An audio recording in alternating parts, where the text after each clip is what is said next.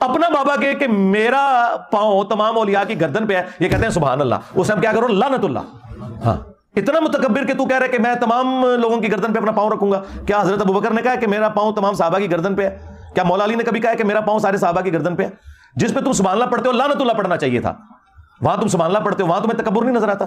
تو وہ بھی تو ہے ہی بالکل بکواس ہے، وہ تکبر ہے اصل میں، جب آپ کسی کو نیچا دکھائیں۔ تمام اولیاء کی گردن پہ میرا پاؤں ہے، استغفر اللہ، کہتے ہیں سبحان اللہ، توبہ توبہ توبہ، یار تکبر!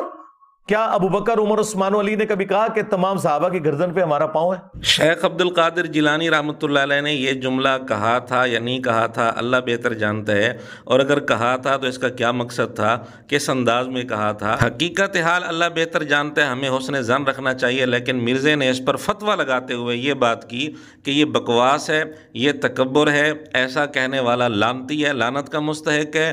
اور پھر مرزے نے اس پر سوال اٹھایا، کیا ابو بکر و عمر، عثمان و علی رضی اللہ تعالیٰ عنہم نے اس طرح کی کوئی بات کی تھی؟ مرزا جلدی میں فتویٰ تو لگا دیتا ہے، لیکن اس کو کوئی ہوش نہیں ہوتا، اسی فتوے کی زد میں یہ خود آ رہا ہوتا ہے۔ یعنی مرزے کے ہی الفاظ میں کہیں تو مرزے کی جوتی مرزے کے سر پر پڑ رہی ہوتی ہے، لیکن اس کو کوئی پتہ نہیں ہوتا۔ اور میرا تو یہی خیال ہے کہ یہ مولویوں سے اللہ نے ہاتھ اٹھا لیا، پہلے تو صرف ہاتھ اٹھایا سی نا، ہوں جناب میرے ہاتھ کے ذریعے گاٹے پکڑوا لینا، صرف پہلے ہاتھ چکیا ہوا سی۔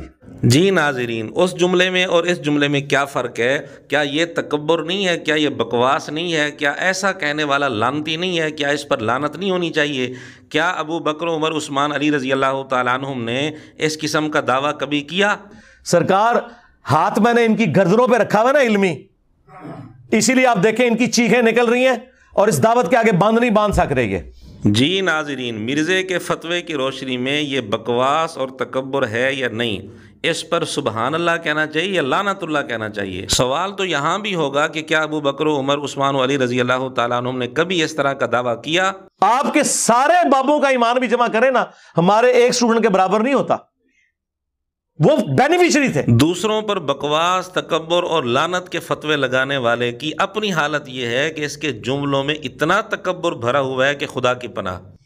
سرکار بابا تے ہوئے جنہیں سارے بابے لوٹش بند کرتے ہیں، ہاں او بابا سب تو بڑا بابا ہوا ہے، ٹھیک ہے نا؟ کیا یہی عاجزی ہوتی ہے؟ صرف دوسروں پر فتویٰ لگانا آتا ہے، اپنے گریبان میں جھانکنے کا کبھی مرزے کو موقع نہیں ملتا؟ کیا کسی صحابی نے اس طرح کا دعویٰ کیا؟ اگر مرزے کے شاگرد مرزے کے ان جملوں میں تعویل کر سکتے ہیں تو کیا اولیاء کی باتوں میں کوئی تعویل نہیں ہو سکتی؟ ان کی باتوں میں کسی قسم کی کوئی گنجائش نہیں ہے تعویل کی؟ جاؤ تو آڑا واسطہ اس بندے نال پہ ہے کہ بنو امیہ کی ساری عقل جہاں پہ ختم ہوتی ہے نا، وہاں سے ہماری نہیں، ہمارے اسٹوڈنٹس کی عقل سٹارٹ ہوتی ہے۔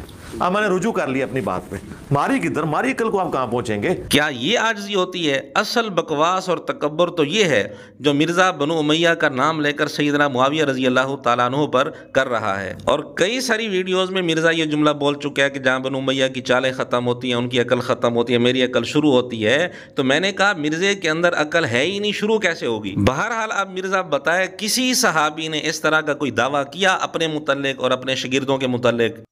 تمہیں بھی اگر عشق رسول کا سرٹیفکیٹ لینا تو یہاں سے لینا ہے، اور 10 تو ہے تم لوگوں کو بھی اسلام کا سرٹیفکیٹ ہم سے لینا ہوگا، بالکل۔ اب تم لوگوں کو اپنے اسلام کا سرٹیفکیٹ ادھر سے لینا پڑے گا۔ ہاں جی ناظرین، بتائیں کیا یہ جملے تکبر نہیں ہیں، بکواس نہیں ہیں؟ کیا ان پر لعنت اللہ پڑھنی چاہیے یا سبحان اللہ کہنا چاہیے؟ کیا کسی صحابی نے اس طرح کے دعوے کیے؟